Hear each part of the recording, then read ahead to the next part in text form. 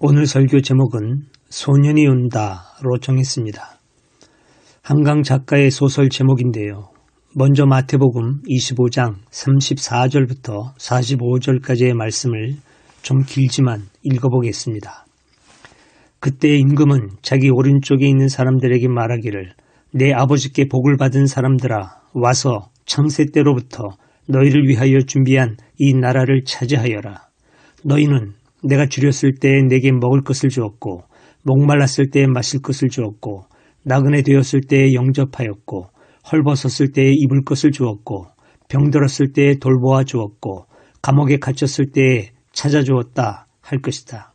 그때 의인들은 그에게 대답하여 말하기를 주님 우리가 언제 주께서 줄이신 것을 보고 잡수실 것을 드리고 목마르신 것을 보고 마실 것을 드리고 나그네 되신 것을 보고 영접하고 헐벗으신 것을 보고 입을 것을 드리고 언제 병드시거나 감옥에 갇히신 것을 보고 찾아갔습니까? 할 것이다. 그때 임금이 그들에게 말할 것이다. 내가 진정으로 너희에게 말한다. 너희가 여기 내 형제자매 가운데 지극히 보잘것없는 사람 하나에게 한 것이 곧 내게 한 것이다. 그때에 그는 또 왼쪽에 있는 사람들에게도 말할 것이다. 저주받은 자들아 내게서 떠나서 악마와 그 부하들을 가두려고 준비한 영원한 불 속으로 들어가거라. 너희는 내가 줄였을 때에 내게 먹을 것을 주지 않았고 목말랐을 때에 마실 것을 주지 않았고 나그네 되었을 때에 영접하지 않았고 헐벗었을 때에 입을 것을 주지 않았고 병들었을 때나 감옥에 갇혔을 때에 찾아주지 않았다. 그때에 그들도 대답하여 말할 것이다. 주님 우리가 언제 주께서 굶주리신 것이나 목마르신 것이나 나그네 되신 것이나 헐벗으신 것이나 병드신 것이나 감옥에 갇히신 것을 보고도 돌보아 드리지 않았다는 것입니까? 그때 임금은 대답하기를 내가 진정으로 너희에게 말한다. 여기 이 사람들 가운데서 지극히 보잘것없는 사람 하나에게 하지 않은 것이 곧 내게 하지 않은 것이다 하고 말할 것이다. 이렇게 기록되어 있습니다. 저는 지난 며칠 동안 두 권의 소설을 읽었습니다. 한강 작가가 지은 채식주의자와 소년이 온다인데요. 제가 좋아하는 장르의 책은 아닙니다. 저는 어둡고 깊고 난해한 책을 싫어합니다. 제 안에도 어두움이 많은데 어둠과 어둠이 만나면 제 안의 어두움이 더 깊어질 것 같아서 의식적으로 피하는 편입니다. 그런데 아내가 읽고 싶다고 아들한테 부탁해서 택배로 책이 집에 배달되었습니다. 노벨문학상 수상작이 바로 옆에 있는데 그걸 외면할 수는 없었습니다. 책을 읽은 후에 소년이 온다의 내용 가운데 한 부분을 선택해서 교우님들과 생각을 나누기로 했습니다. 5.18 항쟁의 희생자들에 대해서는 한강 작가가 책을 통해 충분히 증언했기에 제가 더 이상 보탤 말이 없고 작가가 짧게 증언한 가해자들에 대한 기록을 바탕으로 생각을 나누고 싶은 것입니다. 먼저 소년이 온다에 나오는 글 중에 몇 가지를 소개해 보겠습니다. 부마 항쟁의 공수부대로 투입됐던 사람을 우연히 만난 적이 있습니다. 내 이력을 듣고 자신의 이력을 고백하더군요. 가능한 한 과격하게 진압하라는 명령이 있었다고 그가 말했습니다. 특별히 잔인하게 행동한 군인들에게는 상부에서 몇십만 원씩 포상금이 내려왔다고 했습니다. 동료 중 하나가 그에게 말했다고 했습니다.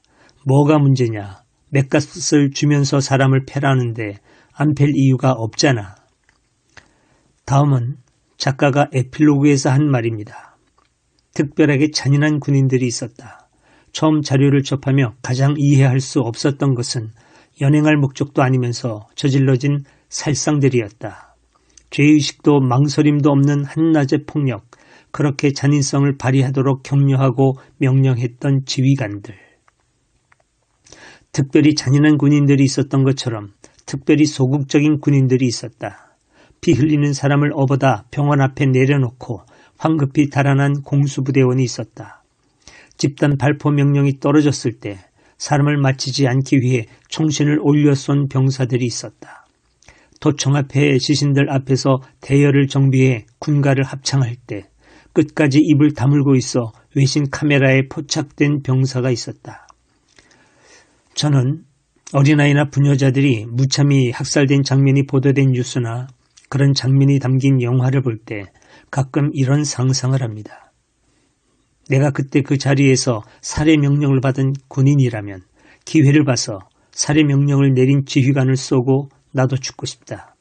긴 총을 돌려 나를 쏘기는 어려울 테니까, 사로잡힌 이후의 일도 두려우니까, 특히 고문이라도 당하게 되면 여지없이 무너져 내릴 내 연약한 심성을 아니까 지휘관을 쏜 다음에 총구를 전우들에게 돌리면 그들이 알아서 나를 죽여주겠지. 이런 상상 말입니다. 그러나 막상 제가 그런 현장에 실제로 끌려갔다면 아마도 저의 선택은 총신을 올려 공중을 향해 쏘거나 좀 더 용기를 낸다 하더라도 시신들 앞에서 군가 부르기를 거부하고 침묵하는 정도에 그쳤을 가능성이 큽니다. 부당한 명령을 내린 상급자를 향해 총구를 돌린다는 건 그저 상상 속의 용기일 뿐이고 실제의 저는 겁 많고 소심한 성격을 가진 평범한 소시민일 뿐이니까요. 제가 고등학교 교목으로 있을 때 저보다 나이가 2-3살 많은 체육 선생님이 계셨습니다. 5.18 당시 광주에 투입되었던 분인데요. 매우 폭력적인 분이었습니다.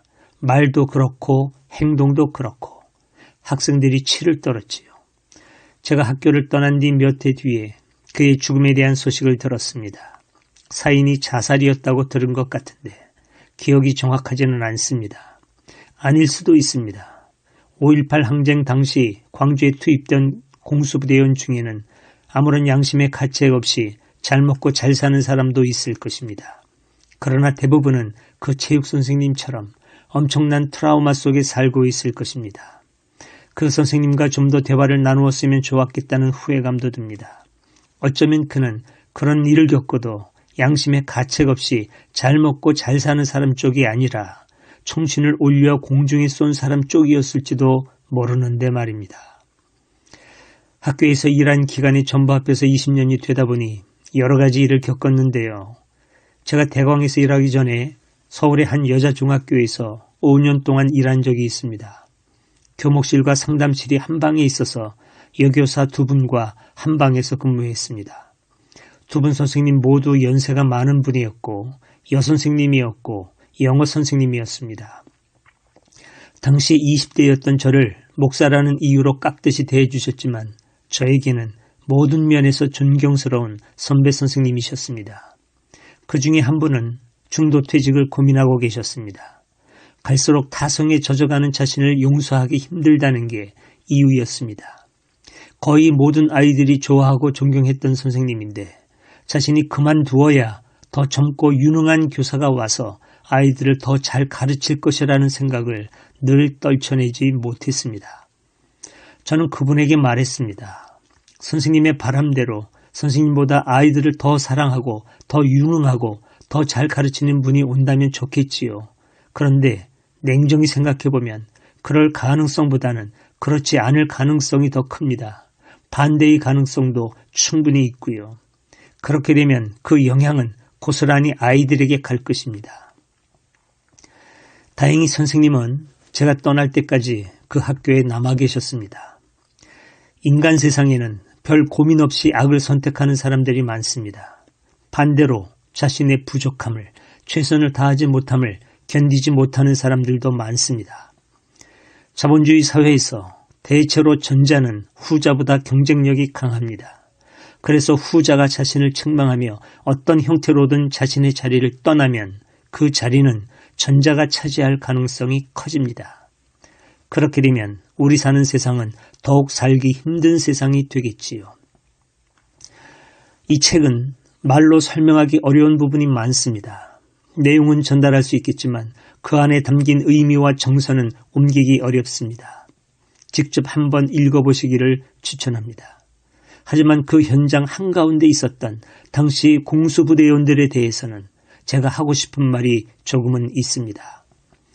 망설임 없이 총을 난사한 사람이 아니라 총신을 올려 공중에 쏠 수밖에 없었지만 그래도 평생을 자책 속에 살고 있다면 너무 힘들어 목숨을 끊고 싶은데 그런데 아직 살아있다면 그분들에게 말하고 싶습니다. 당신들을 용서할 권한은 나에게 없습니다. 하지만 이 말은 꼭 해주고 싶습니다.